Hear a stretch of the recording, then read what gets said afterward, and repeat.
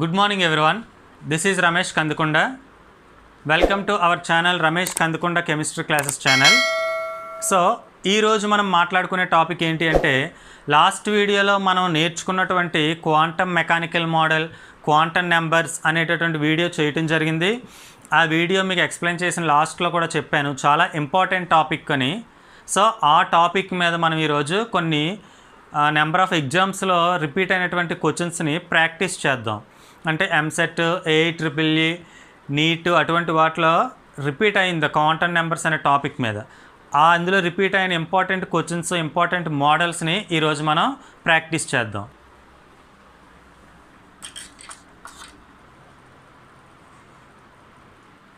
So question చూడండి, azimuthal quantum number represented by L. అంటే azimuthal quantum నెంబర్ని Lతో రిప్రజెంట్ చేస్తాం. So azimuthal quantum number L is equal to 3. Then maximum electrons అంటే azimuthal quantum number అయినటువంటి L value 3 అయితే, azimuthal quantum number value 3 అయితే అప్పుడు మ్యాక్సిమం ఎలక్ట్రాన్స్, గరిష్ట ఎలక్ట్రాన్ల సంఖ్య ఎంత అని అడుగుతున్నారు. అంటే అజిముతల్ క్వాంటమ్ సంఖ్య L ఈజ్ ఈక్వల్ టు 3 అయితే ఉండేటటువంటి గరిష్ట ఎలక్ట్రాన్ల సంఖ్య అని చెప్పి A is equal to 2, B equal to 6, C is equal to 0, D equal to 14 అనేటువంటి ఆప్షన్స్ ఇచ్చారు. ఎప్పుడైనా సరే మనం కాంపిటేటివ్ ఎగ్జామ్స్ కానీ ఎంట్రన్స్ ఎగ్జామ్స్ కానీ వెళ్ళేటప్పుడు క్వశ్చన్ 1-2 సార్లు అంటే మీకు అర్థమయ్యేంత వరకు క్లియర్గా చదవండి. చదివిన తర్వాత అటెంప్ట్ చేయాలి. అలా చేస్తే మీకు క్వశ్చన్ బాగా అర్థమైనట్లయితే ఆన్సర్ ఆటోమేటిక్గా వెంటనే రావడానికి ఛాన్స్ ఉంటుంది. క్వశ్చన్ అర్థం అవ్వకపోతే కాన్సెప్ట్ ఎంత ఈజీ అయినా సరే మీరు అటెంప్ట్ చేయలేరు. సో అందుకని క్వశ్చన్ అర్థమయ్యేంత వరకు చదవండి, ఓకేనా? సో క్వశ్చన్ మరొకసారి చూస్తే అజిముతల్ క్వాంటమ్ సంఖ్య 3 అయితే ఉండేటటువంటి గరిష్ట ఎలక్ట్రాన్ల సంఖ్య ఎంత అని అడుగుతున్నారు. సో మనం లాస్ట్ క్లాస్లో అంటే క్వాంటమ్ నెంబర్స్ వీడియోలో నేర్చుకున్నాం. చూడండి, L values L is equal to 0, 1, 2, 3 so on n-1 అని చెప్పుకున్నాం. సో అందులో 0 అయితే s ఆర్బిటాల్, 1 అయితే p ఆర్బిటాల్, 2 అయితే d ఆర్బిటాల్, 3 అయితే f ఆర్బిటాల్ అని చెప్పుకున్నాం. సో ఇక్కడ మనకి L ఈజ్ ఈక్వల్ టు ఎంత ఇచ్చారు? 3 ఇచ్చారు. సో L ఈక్వల్ టు 3 అంటే అది orbital, f orbital. f orbital ఎన్ని ఎలక్ట్రాన్స్ ఫిల్ అయితే మనకి 14 ఎలక్ట్రాన్స్ ఫిల్ అవుతాయి అనుకున్నాం. 2, 3, 4, 5, 6, 7. 1, 2, 3, 4, 5, 6, 7, 8, 9, 10, 11, 12, 13, 14. So maximum number electrons 14. Answer is D. ఓకేనా? So L is equal to 3 అయితే ఉండేటటువంటి గరిష్ట ఎలక్ట్రాన్ల సంఖ్య ఎంత? 14. ఇది మనకి AIIMS అనేటటువంటి ఎగ్జామ్లో రిపీట్ అయింది. ఎయిమ్స్ అంటే all India medical entrance examination అనే దాంట్లో వచ్చిన క్వశ్చన్ ఇది, ఓకేనా? నెక్స్ట్ క్వశ్చన్ చూద్దాం. సో సెకండ్ క్వశ్చన్ మనకి principal quantum number explains. Principal quantum number explains అంటే ప్రధాన క్వాంటమ్ సంఖ్య దేన్ని వివరిస్తుంది అనేది ప్రశ్న. ప్రధాన క్వాంటమ్ సంఖ్య దేనిని వివరిస్తుంది అనేది ప్రశ్న. ఆప్షన్స్ ఏమి ఇచ్చారు? 1 సైజ్ అంటే పరిమాణం, 2 స్పిన్ అంటే ఆత్మభ్రమణం, 3 ఓరియంటేషన్ ప్రాదేశిక విన్యాసం, 4 A and B అంటే పరిమాణం మరియు ఆత్మభ్రమణాన్ని వివరిస్తుంది అని చెప్పి 4 ఆప్షన్స్ ఇచ్చారు. ఈ క్వశ్చన్ మనకి 1990లో వచ్చింది. ఎక్కడ అంటే Motilal Nehru national institute of technology అనేటటువంటి దాంట్లో, Motilal Nehru national institute of technology అనే దాంట్లో 1990లో ఈ ప్రశ్న అడగటం జరిగింది. సో ఏంటి? ప్రధాన క్వాంటమ్ సంఖ్య దేనిని వివరిస్తుంది? ఆల్రెడీ మనం చెప్పుకున్నాం, ప్రధాన క్వాంటమ్ సంఖ్య వివరించేది పరిమాణము మరియు శక్తి. అంటే principal quantum number explains size and energy అంటే పరిమాణాన్ని, శక్తిని వివరిస్తుంది. సో ఇక్కడ మనకి ఫస్ట్ ఆప్షన్ ఇచ్చాడు, ఏ సైజ్ ఇచ్చాడు. సో పరిమాణాన్ని అంటే ఆన్సర్ ఈజ్ ఏ, పరిమాణం, ఓకేనా? సో ఇప్పుడు మనం నెక్స్ట్ క్వశ్చన్కి వెళ్దాం. సో క్వశ్చన్ చూడండి, identify impossible set of quantum numbers, అంటే అసాధ్యం కానటువంటి క్వాంటం సంఖ్యల అమరికను గుర్తించమంటున్నాడు. అసాధ్యమైనటువంటి క్వాంటం సంఖ్యల అమరికను, అంటే రాంగ్ సెట్ ఆఫ్ క్వాంటమ్ నెంబర్స్ని ఐడెంటిఫై చేయమంటున్నాడు. అంటే ఇంపాసిబుల్, ఇందులో 4 ఆప్షన్స్లో ఒక ఆప్షన్ అనేది మనం సెట్ చేయలేము క్వాంటమ్ నెంబర్స్, అటువంటి దాన్ని ఐడెంటిఫై చేయమంటున్నాడు. ఈ క్వశ్చన్ మనకి ఐఐటి 1986లో అడగటం జరిగింది. ఐఐటి ఎంట్రన్స్ టెస్ట్లో 1986లో అడిగారు ఈ మోడల్ ఆఫ్ క్వశ్చన్స్ని. అప్పుడే కాదు, ఇంకా నెంబర్ ఆఫ్ టైమ్స్ అడుగుంటారు. అందులో ఒకటిది ఐఐటి 1986. సో దీని సొల్యూషన్ ఏ విధంగా అంటే చూడండి, solution n = 3, l = 2, m = -2, s = 1/2 అనేది first option. So n = 3. So n = 3 అయితే l ఎంత అవుతుంది? n - 1, that is 3 - 1 2. n = 3 అయితే l వాల్యూస్ మనం నేర్చుకున్నాం, 0 1 2 3 సో ఆన్ n - 1 అని. సో n3 అయితే l n - 1, n వాల్యూ ఎంత? 3 3 - 1 2 సరిపోయింది. నెక్స్ట్ m వాల్యూస్ చూడండి, m -L2 + L, -L2 + L అని నేర్చుకున్నాం. సో L అంటే ఎంత మనకి ఇక్కడ 2, so -2 -1 0 +1 and +2. So m value -2 ఇది పాసిబులే. And next s values +1/2 or -1/2 అని చెప్పుకున్నాం. క్లాక్ వైజ్ అయితే +1/2, యాంటీ క్లాక్ వైజ్ అయితే -1/2. సో ఇక్కడ +1/2. So option is first option correct. And second option చూడండి, n = 4. సెకండ్ ఆప్షన్ ఏమి ఇచ్చారు? n = 4. సో n = 4 అయితే మనకి l ఎంత అవుతుంది? n - 1 అంటే 4 - 1 3. సో l వాల్యూ 3 అవ్వచ్చు, 2 కావటానికి ఛాన్స్ ఉంది, 1 కావటానికి ఛాన్స్ ఉంది, 0 కావటానికి కూడా ఛాన్స్ ఉంది. సో సెకండ్ ఆప్షన్ కూడా అయ్యే ఛాన్స్ ఉంది. l value 0. So l value 0 అయితే m వాల్యూ కూడా 0, ఎందుకంటే -L2 + L -0 to +0 అంటే 0 అవుతుంది. So second option 0 +1/2. సో ఇది కూడా పాసిబుల్ మనకి, ఓకేనా. అండ్ నెక్స్ట్ ఆప్షన్ సి చూడండి. ఆప్షన్ సి ఏంటి మనకి? n = 3. సో n = 3 అంటే l ఎంత అయ్యే ఛాన్స్ ఉంది? 2 అయ్యే ఛాన్స్ ఉంది, 1 అయ్యే ఛాన్స్ ఉంది, 0 అయ్యే ఛాన్స్ కూడా ఉంది l వాల్యూ. కాబట్టి l = ఇక్కడ మనకి 2 ఇచ్చారు కాబట్టి 2 పాసిబుల్. సో ఇప్పుడు మనకి l = 2 అయితే m వాల్యూ ఎంత అవటానికి ఛాన్స్ ఉంది? -L2 + L. సో -L నుంచి +L వరకు ఉంటాయి values, m values. l value ఎంత మనకి? 2 వచ్చింది కాబట్టి -2 -1 0 +1 +2 ఇవి m వాల్యూస్. కానీ ఇక్కడ మనకి m వాల్యూ ఎంత ఇచ్చారు? -3 ఇచ్చారు. సో m వాల్యూ -3, కానీ ఇక్కడ ఉన్న మనకు పాసిబిలిటీస్ ఏంటి? -2 -1 0 +1 +2 అంటే -2 నుంచి +2 వరకే ఛాన్స్ ఉంది, 3 అయ్యే ఛాన్స్ లేదు. కాబట్టి మనకి సి అనేది ఛాన్స్ లేదు, ఓకేనా. ఇంకా లాస్ట్ డి ఆప్షన్ కూడా మనం ఒకసారి చెక్ చేసేద్దాం. Option D n = 5. So l = 4 3 2 1 0 అయ్యే ఛాన్స్ ఉంది, 4 3 2 1 0 ఏదైనా అయ్యే ఛాన్స్ ఉంది. సో ఇక్కడ 3 ఇచ్చారు, 3 ఛాన్స్ ఉంది. నెక్స్ట్ m వాల్యూస్ ఇక్కడ 4 అనుకుంటే మ్యాక్సిమం -3 -2 -1 0 +1 +2 +3 +4 అయ్యే ఛాన్స్ ఉంది, -4 to +4. ఇక్కడ 0 ఇచ్చారు, సో 0 కూడా ఛాన్స్ ఉంది, అంటే లాస్ట్ ఆప్షన్ కూడా అవుతుంది. అంటే ఆన్సర్ ఏమవుతుంది మనకి? Option C. సి అనేది మనకి పాసిబిలిటీ లేదు. ఎందుకని పాసిబిలిటీ లేదు? m వాల్యూ -3 వచ్చింది కాబట్టి అక్కడ సి పాసిబిలిటీ లేదు, ఓకేనా.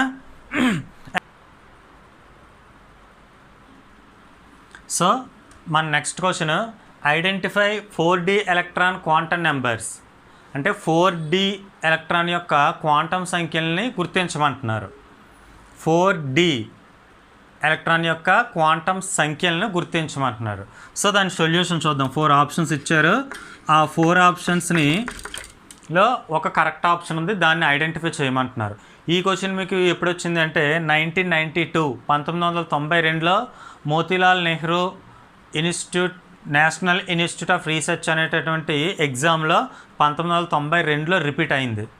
సో దాని సొల్యూషన్ చూద్దాం. మనకి ఇచ్చింది 4D ఎలక్ట్రాన్కి క్వాంటం సంఖ్యలను గుర్తించమంటున్నారు. సో మనకి ఇక్కడ 4D అంటే n వాల్యూ ఎంత అవుతుంది? ఆల్రెడీ మనం ప్రీవియస్ వీడియోస్లో చెప్పుకున్నాం nL⁻x అని. సో ఇందులో n is equal to 4, L is equal to D, n is equal to 4, L is equal to D. So D అంటే L వాల్యూస్ ఏంటి మనకి 0, 1, 2, 3, 4 so on.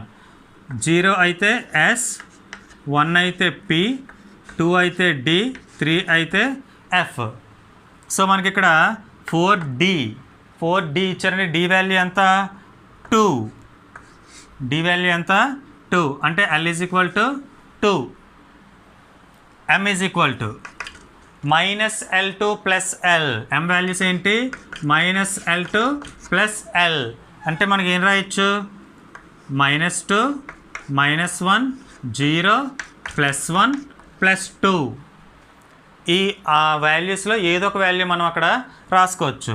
And next S is equal to +1/2 or -1/2. ఏదైనా possibility ఉంది. +1/2 or -1/2. +1/2 అయితే clock wise, -1/2 అయితే anti clock wise. So ఈ options ఎక్కడ ఉన్నాయో చూద్దాం. 4, 2 వీటిలో ఏదో ఒక ఆప్షన్ అండ్ +1/2 ఆర్ -1/2. సో చూడండి ఫస్ట్ది 4, 3 సో కాదు. And next 4, 2 and 1 but last is 0 అనేది స్పిన్ క్వాంటం నెంబర్ ఉండదు కాబట్టి సెకండ్ కూడా కాదు. అండ్ థర్డ్ వన్ చూడండి 4, 3 సో థర్డ్ వన్ కూడా కాదు అంటే ఫోర్త్ ఆప్షన్ అవుతుంది. చూద్దాం. n is equal to 4 okay, L is equal to 2 okay, M is equal to 1 okay and S is equal to +1/2. So +1/2. So 4, 2, +1, 1/2. So answer is D. అది 4D ఎలక్ట్రాన్కి quantum numbers. అర్థమైంది కదా? So next question. So మన next question magnetic quantum number of sodium valency electron. Magnetic quantum number of sodium valency electron అంటే sodium అనే మూలకం యొక్క అయస్కాంత క్వాంటం సంఖ్య. ప్రశ్న ఏంటి? సోడియం వ్యాలెన్సీ ఎలక్ట్రాన్ అంటే సోడియం బాహ్య కక్షలో ఉన్నటువంటి ఎలక్ట్రాన్ యొక్క అయస్కాంత క్వాంటం సంఖ్య.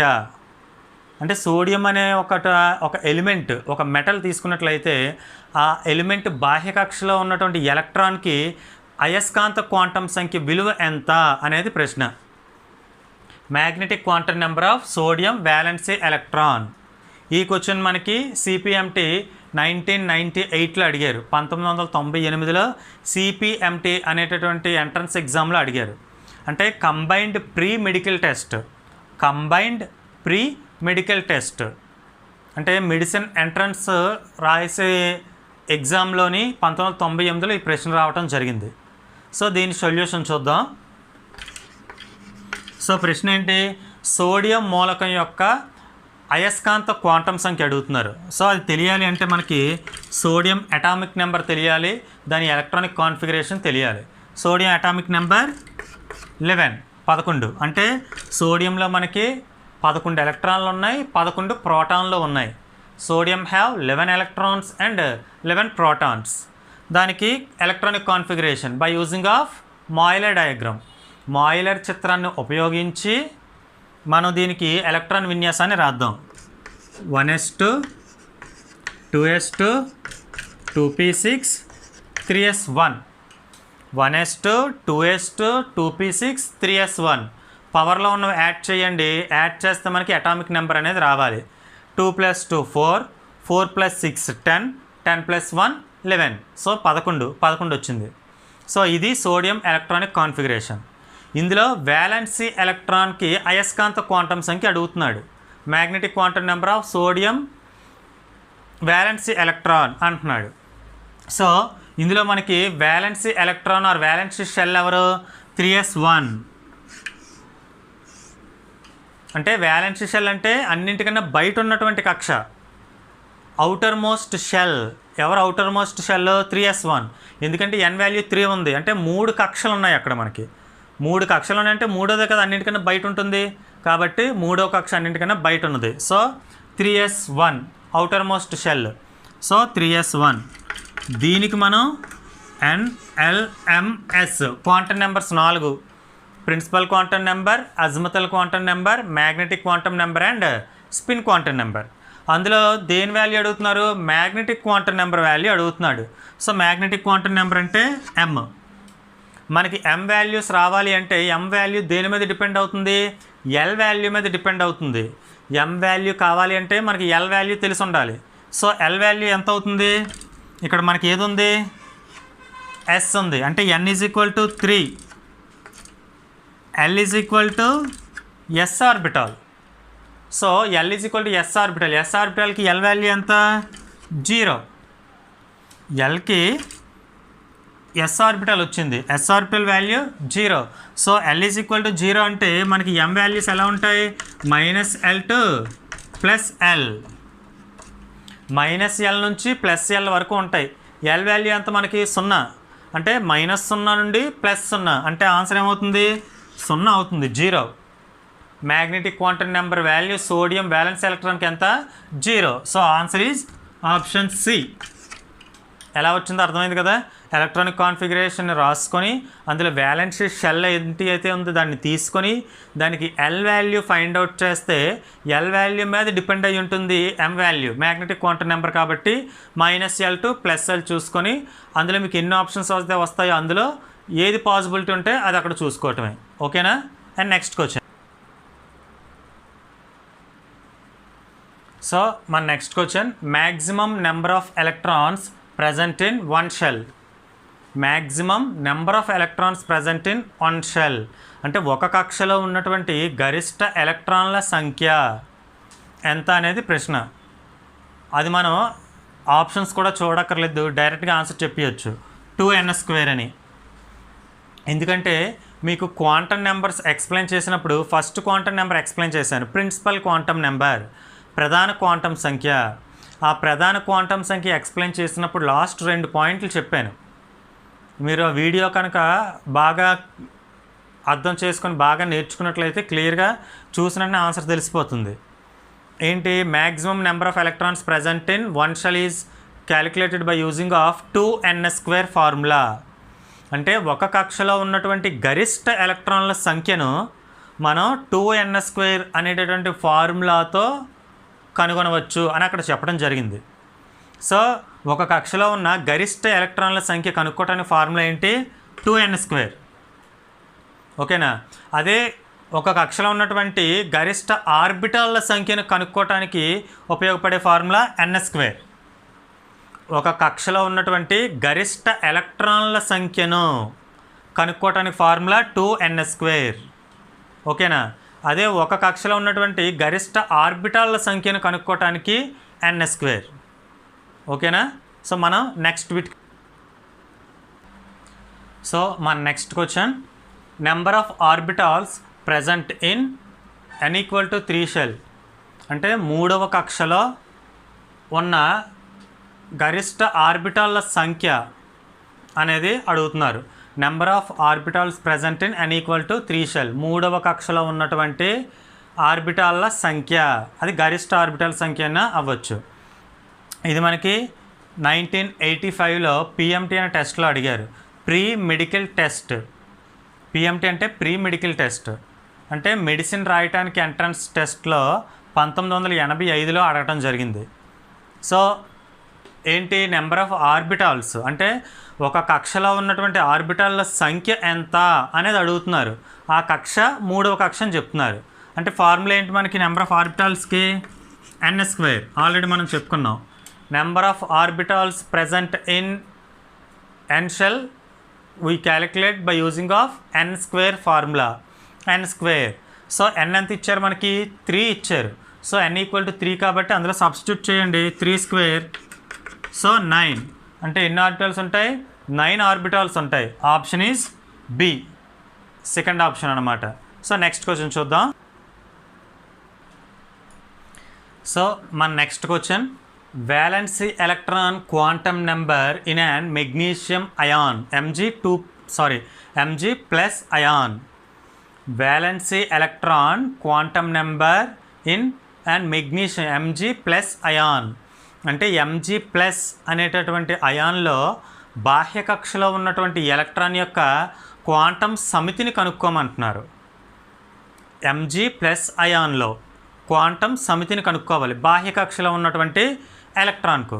సో అది ఆల్రెడీ లాస్ట్ అంటే ఇందులోనే మనం ఫస్ట్ బిట్ ఎప్పుడో చేసాం, సేమ్ మోడల్. కాకపోతే ఇక్కడ మనకి Mg ప్లస్ అయాన్ అని ఇచ్చారు. సో ఫస్ట్ వన్ దీనికి అటామిక్ నెంబర్ రాసి మాయిలర్ డయాగ్రామ్ యూజ్ చేసుకొని ఎలక్ట్రానిక్ కాన్ఫిగరేషన్ రాద్దాం. Magnesium Mg, symbol Mg. Atomic number ఎంత మెగ్నీషియంది? 12 అంటే 12 ఎలక్ట్రాన్లు 12 ప్రోటాన్లు ఉన్నాయి. దానికి మాయిలర్ చిత్రాన్ని ఉపయోగించి ఎలక్ట్రాన్ విన్యాసం రాద్దాం. 1s2 2s2 2p6 3s2. పవర్స్లో ఉన్నవి యాడ్ చేయండి, 12 వస్తుంది. అండ్ నెక్స్ట్ వ్యాలెన్సీ ఎలక్ట్రాన్ అంటున్నారు. అంటే వ్యాలెన్సీ షెల్ అనేది మనం ఫస్ట్ ఐడెంటిఫై చేయాలి. ఇందులో వ్యాలెన్సీ షెల్ ఎవరు? 3s2. ఎందుకని అంటే అన్నింటికన్నా బయట ఉన్న కక్ష 3వ కక్ష. So 3s2. నెక్స్ట్ వాడు ఏమడుగుతున్నాడు క్వశ్చన్లో? Mg ప్లస్ అయాన్ అంటున్నాడు. Mg ప్లస్ అంటే పైన మనకి పాజిటివ్ అనేటటువంటి ఛార్జ్ ఇచ్చారు. అక్కడ ప్లస్ అంటే ఏంటి అంటే number of removal electrons. Number of removal electrons is represented by plus. అంటే మీరు ఎన్నైతే ఎలక్ట్రాన్లను తొలగిస్తున్నారో, ఎన్నైతే ఎలక్ట్రాన్లు బయటకు తీస్తున్నారో దాన్ని ప్లస్ అనేటటువంటి సింబల్తో సూచిస్తారు. దాన్ని మనం క్యాటయాన్ అంటాం. Mg ప్లస్ అంటే మెగ్నీషియం క్యాటయాన్.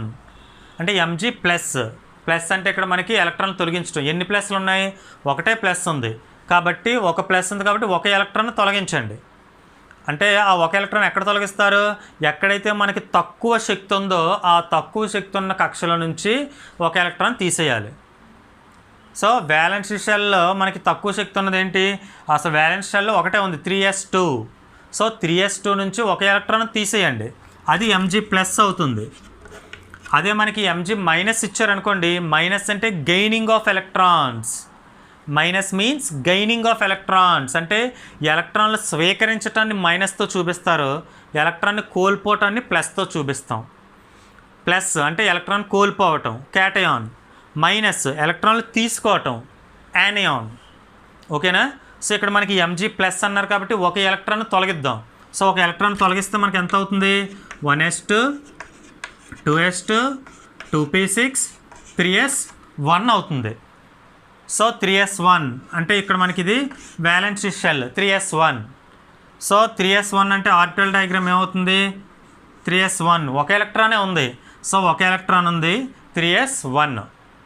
దీనికి ఇప్పుడు మనం క్వాంటమ్ నెంబర్స్ రాయాలి. జనరల్గా n వాల్యూ ఎంత అవుతుంది? 3 అవుతుంది. ఎందుకంటే స్టార్టింగ్ 3. n l⁻x ఫార్మేషన్లో ఉంటుందని మనం లాస్ట్ క్లాస్లో నేర్చుకున్నాం. n l⁻x. n అంటే ఇక్కడ మనకి 3. l ఎవరు అవుతారు? s అవుతుంది. l = s అంటే s వాల్యూ ఎంత? 0. ఓకేనా? అండ్ నెక్స్ట్ m వాల్యూ ఎంత అవుతుంది? l = 0 అయితే m కూడా 0. ఎందుకంటే -l2 + l -02 + 0 అంటే అది కూడా 0. ఇక నెక్స్ట్ S1 మీన్స్ 1 అంటే ఒక ఎలక్ట్రాన్ ఉంది. ఒక ఎలక్ట్రాన్ క్లాక్ వైజ్లో రొటేషన్ అవుతుంది. యారో పైకి ఉంటే క్లాక్ వైజ్ రొటేషన్ అని చెప్పుకున్నాం. So clockwise is denoted +1/2. +1/2తో ఇండికేట్ చేస్తాం. సో మనకి క్వాంటమ్ సమితి ఎవరు? 3 0 0 +1/2 వచ్చింది. సో ఇందులో ఆప్షన్ ఎక్కడుంది? ఇక్కడ చూడండి, మనకి ఆప్షన్స్ కూడా కన్ఫ్యూజింగ్గా ఇచ్చాడు. ఫస్ట్ ఆప్షన్ చూడండి, 3 0 0 -1/2. జనరల్గా మనం ఫస్ట్ 3 చూస్తే టక్మని ఫస్ట్ ఆప్షన్ పెట్టేస్తాం స్పీడ్గా చేయాలని ఆతృతలో. కానీ ఇక్కడ మనకి -1/2 ఇచ్చాడు కాబట్టి ఫస్ట్ ఆప్షన్ అవ్వదు. అండ్ నెక్స్ట్ ఆప్షన్ 2 ఇచ్చాడు, సో ఈ n వాల్యూలోనే మనకు తెలిసిపోయింది ఇక్కడ అవ్వదు అని. నెక్స్ట్ సి 1 ఇచ్చాడు, సో ఇక్కడ మనకు అవ్వదు, n వాల్యూ చూసినప్పుడు తెలిసిపోయింది. అంటే ఏ అండ్ డి కన్ఫ్యూజింగ్గా ఇచ్చాడు. సో అంటే మనకి ఎక్కడైనా సరే కాంపిటేటివ్ ఎగ్జామ్ అవనివ్వండి, ఎంట్రన్స్ టెస్ట్ అవనివ్వండి, మీరు ఆ ఎంట్రన్స్ టెస్ట్ కానీ కాంపిటేటివ్ టెస్ట్ కానీ అటెంప్ట్ చేసేటప్పుడు టైం సెన్స్ అనేది ఉండాలి. మనకి కాన్సెప్ట్తో పాటు టైం సెన్స్ ఉండాలి, చాలా స్పీడ్గా చేయాలి. ఆ స్పీడ్గా చేసేటప్పుడు ఒక బిట్కి మ్యాక్సిమం 4 ఆప్షన్స్లో 2 ఆప్షన్స్ రిలేటివ్గా ఉంటాయి, 2 ఆప్షన్స్ అసలు రిలేటివ్గా ఉండవు. ఆ రిలేటివ్గా ఉన్నప్పుడు మనం జాగ్రత్తగా చూసుకోవాలి. సేమ్ దీని మోడల్లోనే చూడండి, ఇక్కడ ఏ అండ్ డి చాలా దగ్గరగా ఉన్నాయి ఆన్సర్స్. ఎస్ మాత్రం మార్చాడు, -1/2 +1/2. అది మనం చెక్ చేసుకోకపోతే మనకి కాన్సెప్ట్ వచ్చి ఆన్సర్ తెలిసినా రాంగ్ ఆన్సర్ పెట్టడం జరుగుతుంది. సో అటువంటివి మనం చెక్ చేసుకోవాలి. ఇలా మనం నెంబర్ ఆఫ్ మోడల్స్ ప్రిపేర్ అవ్వటం కూడా దానికోసమే.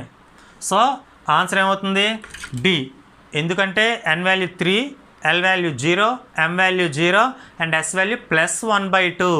So +1/2 answer is D. ఓకేనా?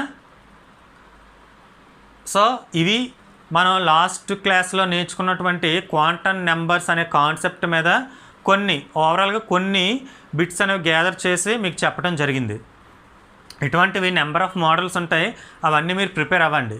ఈ ఎంట్రన్స్ టెస్టులతో పాటు కాంపిటేటివ్ ఎగ్జామ్స్లు అంటే navy, army, air force, RRB, SSC, staff selection commission, ఇటువంటి వాటిలో కూడా ఈ కాన్సెప్ట్ వచ్చే ఛాన్స్ ఉంది. అంటే ఇంటర్మీడియట్ 10th బేసిక్స్ మీద ఏ ఎంట్రన్స్ టెస్టులకు కానీ ఏ కాంపిటేటివ్ అంటే జాబ్స్ కోసం ఎక్కడైతే మీరు అటెండ్ అవుతున్నారో అందులో ఎడ్యుకేషన్ క్వాలిఫికేషన్ 10th ఇంటర్ ఎక్కడైతే ఇచ్చాడో వాటిలో ఈ టైప్ ఆఫ్ క్వశ్చన్స్ వచ్చే ఛాన్స్ ఉంటుంది. అందుకని నేను మీకు ఈ క్వాంటమ్ నెంబర్స్ అనే కాన్సెప్ట్ మీద ఈ బిట్స్ అనేవి వీడియో చేయడానికి ముఖ్య కారణం అది. అంటే కాంపిటేటివ్ మోడల్లోని ఎంట్రన్స్ టెస్టులకి యూజ్ అవుతుంది, కాన్సెప్ట్ చాలా ఇంపార్టెంట్ అని చెప్పడం జరిగింది. సో బాగా క్లియర్గా మీకు అర్థమైంది అనుకుంటున్నాను, బాగా ఫాలో అవ్వండి. ఇంకా మీకు ఏమైనా డౌట్స్ ఉండి ఇటువంటి మోడల్స్ ప్రిపేర్ అయినప్పుడు ఏమైనా డౌట్స్ వచ్చినా ఏదైనా నాతో డిస్కస్ చేద్దాం అనుకున్న డౌట్స్ గురించి నా గ్రూప్లోని అంటే నా ఛానల్లో కామెంట్ బాక్స్లో కామెంట్ చేయండి, తప్పకుండా మీకు నేను ఆన్సర్ అనేది ఇస్తాను. అండ్ నెక్స్ట్ అలానే ఇటువంటి వీడియోస్ నా సబ్జెక్ట్ మీకు నచ్చి నా ఎక్స్ప్లెనేషన్ మీకు నచ్చితే అండ్ ఇటువంటి కొత్త వీడియోస్ అంటే కొత్త కాన్సెప్ట్ల మీద వీడియోస్ నేర్చుకుందాం అనుకుంటే please subscribe my channel and also refer to your friends and relatives. Okay, thank you.